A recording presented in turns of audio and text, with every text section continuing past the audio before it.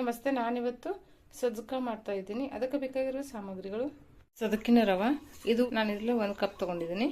ಬೆಲ್ಲ, ಉಪ್ಪು ಒಂದು ಚಿಟಿಕೆಯಷ್ಟು ಮಾತ್ರ ಹಾಕಬೇಕು. ನಾನು ಈ ಕಪ್ಪಿಂದ 1 ಕಪ್ ರವೆ ತೊಗೊಂಡಿದ್ದೀನಿ. ಈಗ ಈ ಕಪ್ಪಿಂದ ನಾನು 4 ಕಪ್ ನೀರು ಹಾಕೋತೀನಿ. ನೀವು ನೀರನ್ನು ನೋಡಿ ಹಾಕೊಡಿ. ಸ್ವಲ್ಪ ಅದು ಹಳೆ ರವೆ ಅಂತ ಹೇಳ್ತಾರಲ್ಲ, ತುಂಬ ದಿನ ಆಯಿತು ರವೆ ಮಾಡಿದ್ದು, ಅದಕ್ಕೆ ನಾನು ಸ್ವಲ್ಪ ನೀರು ಜಾಸ್ತಿ ಅದಕ್ಕೋಸ್ಕರ ನಾನು 4 ಕಪ್ ಹಾಕ್ತಾ ಇದ್ದೀನಿ. ನೀವಿಲ್ಲ ಅಂದ್ರೆ 3 ಕಪ್ ಕೂಡ ಹಾಕೋಬಹುದು. ಅದೇನು ಜಾಸ್ತಿ ಅಂತ ಏನಿಲ್ಲ, ಜಾಸ್ತಿ ಆದ್ರೆ ಲಿಕ್ವಿಡ್ ತರ ಆಗುತ್ತೆ. ಅಂದ್ರೆ ನೀವು ಗಟ್ಟಿ ಬೇಕಂದ್ರೆ ಸ್ವಲ್ಪ ಕಡಿಮೆ ಹಾಕೋಬಹುದು. 4 ಕಪ್ ನೀರು ತಗೊಂಡಿದ್ದೀನಿ ನಾನು. ಈ ಸೈಡು ರವೆ ಹುರ್ಕೊಂಡ್ಬಿಡ್ತೀನಿ, ಈ ಸೈಡು ನಾನು ಇನ್ನೊಂದು ಸೈಡು ನೀರು ಇಟ್ಕೊಂಡ್ಬಿಟ್ಟಿದ್ದೀನಿ. ರವೆನೂ ಒಂದು ಕಪ್ ತಗೊಂಡಿದ್ದೀನಿ. ನೀವು ಈ ಕಪ್ಲೆ ಏನು ತಗೊಂಡಿರ್ತಲ್ಲ, ಇದೇ ಕಪ್ಪಿಂದ ನೀರು ತಗೋಬೇಕು, ಇದೇ ಕಪ್ಪಿಂದ ಬೆಲ್ಲ ಕೂಡ ತಗೋಬೇಕಾಗುತ್ತೆ.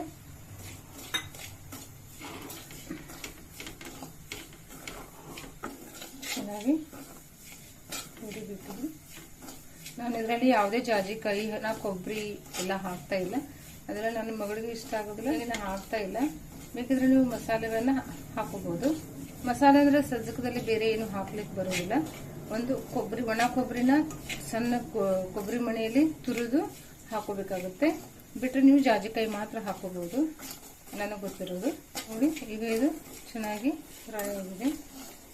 ಇದು ರವೆ ಕೂಡ ಚೆನ್ನಾಗಿ ಹುರ್ಕೊಂಡಿದ್ದೀನಿ. ನೀರು ಕುದಿ ಬಂದಿದೆ. ಸ್ಟೋವ್ ಈ ಸೈಡ್ ನೀರನ್ನು ಬಂದ್ ಮಾಡ್ಕೊಂಡಿದ್ದೀನಿ. ರವೆ ಕೂಡ ಫ್ರೈ ಆಗಿದೆಲ್ಲ, ಇಲ್ಲಿ ತಕೊಂಡ್ಬಿಡ್ತೀನಿ.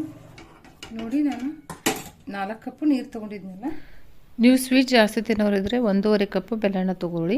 ಇಲ್ಲ ನಿಮಗೆ ಮೀಡಿಯಮ್ ಬೇಕು ಅಂದರೆ ನೀವು 1 ಕಪ್ದಷ್ಟು ಬೆಲ್ಲನ ಹಾಕೋಬೇಕಾಗತ್ತೆ. ಇದು ನೀರು ಕುದಿಬೇಕು, ಅಲ್ಲಿ ತನಕ ನೀವು ಚೆನ್ನಾಗಿ ಇದನ್ನು ಮಿಕ್ಸ್ ಮಾಡ್ಕೋಬೇಕಾಗತ್ತೆ. ಸ್ವಲ್ಪ ಲಿಕ್ವಿಡ್ ಬೇಕನ್ನೋರು ಸ್ವಲ್ಪ ನೀವು ಒಂದು ಅರ್ಧ ಕಪ್ಪು ನೀರು ಜಾಸ್ತಿ ಹಾಕೋದು. ಇಲ್ಲ ನಮಗೆ ಗಟ್ಟಿ ಬೇಕು ಅನ್ನೋರಿದ್ರೆ ಉಪ್ಪಿಟ್ಟು ಅಳತೆಗೆ ತೊಗೊಂಡಿರ್ತಾರಲ್ಲ, 1ಕ್ಕೆ 2.5 3.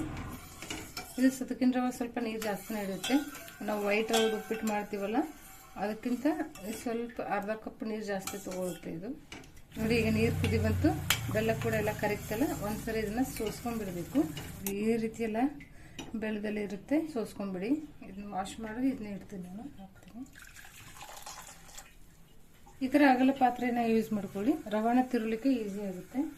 ಚಿಟಿಕೆ ಉಪ್ಪು ಹಾಕೋತಿದ್ವಿ, ಶೀರಾ ಮಾಡುವಾಗಲೆಲ್ಲ ಹಾಕೋತೀವಲ್ಲ, ಆ ಥರ ಒಂದು ಚಿಟಿಕೆದಷ್ಟು ಉಪ್ಪು ಹಾಕೊಂಡ್ಬಿಡಿ. ಸ್ವಲ್ಪ ಕುದಿಲಿ, ಇದು ಕುದ್ಮೇಲೆ ರವೆ ಹಾಕೊಂಡ್ಬಿಡೋಣ. ನೀವು ಸ್ವಲ್ಪ ಬಿಸಿ ನೀರನ್ನ ಎಕ್ಸ್ಟ್ರಾ ಮಾಡಿ ಇಟ್ಕೊಳ್ಳಿ. ನಿಮಗೆ ಅಳತೆ ಗೊತ್ತಾಗದಿದ್ರೆ ನೀವು ರವೆ ಹಾಕಿದ ತಕ್ಷಣ ತುಂಬ ಒಮ್ಮೆ ಗಟ್ಟಿ ಆದರೆ ನೀರನ್ನ ಹಾಕೊಂಡ್ಬಿಡ್ಬೋದು ಕುದಿಯುವಾಗ. ಈಗ ಕುದಿ ಬರ್ತಾ ಇದೆಯಲ್ಲ, ಈಗ ರವೆ ಹಾಕೊಂಡ್ಬಿಡ್ತೀನಿ ನಾನು. ಅದೇನು ಗಂಟು ಆಗೋದಿಲ್ಲ. ಬಿಳಿ ರವೆ ಇದ್ರೆ ಗಂಟಾಗುತ್ತೆ, ಸದಕಿನ ರವೆ ಗಂಟಾಗೋದಿಲ್ಲ. ನಿಮ್ಮ ಹತ್ರ ಸದಕಿನ ರವೆ ಇರಲಿಲ್ಲ ಅಂದರೆ ಗೋಧಿ ರವೆ ಇರುತ್ತಲ್ಲ, ಅದರಲ್ಲಿ ಕೂಡ ನೀವು ಮಾಡ್ಕೋಬಹುದು.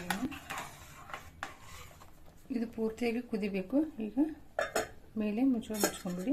ಸ್ವಲ್ಪ ಅರ್ಧ ಹಾಕೊಂಡ್ಬಿಡಿ, ಇಲ್ಲಾಂದ್ರೆ ಉಕ್ಕಿ ಕೆಳಗೆ ಚೆಲ್ಬೋದು. ಉಕ್ಕಿ ಇದರಲ್ಲಿ ಸ್ಪೂನ್ ಹಾಕೊಂಡ್ಬಿಡಿ, ಉಕ್ಕೋದಿಲ್ಲ. ನೋಡಿ, ಗಟ್ಟಿ ಆಗ್ತಾ ಇದೆ. ನೋಡಿ, ಎಲ್ಲ ಚೆನ್ನಾಗಿ ಕುದ್ದಿದೆ. ಇದು ಎಲ್ಲ ವೈಟ್ ಇತ್ತಲ್ಲ ಬೆಲ್ಲ, ಹೀಗಾಗಿ ಸ್ವಲ್ಪ ಕಲರು ಈ ರೀತಿ ಬಂದಿದೆ. ಸ್ವಲ್ಪ ಬ್ರೌನ್ ಕಲರ್ ಇತ್ತಂದ್ರೆ ಕಲರ್ ಚೇಂಜ್ ಬರುತ್ತೆ. ನೋಡಿ, ಈಗ ಇದು ರೆಡಿಯಾಗಿದೆ. ಸ್ಟೋವ್ ಬಂದ್ ಮಾಡ್ಕೊತೀನಿ ನಾನು. ನೋಡಿ, ಈಗ ಸಜ್ಜಕ ರೆಡಿಯಾಗಿದೆ. ತುಂಬಾ ಚೆನ್ನಾಗಿರುತ್ತೆ, ಟ್ರೈ ಮಾಡಿ.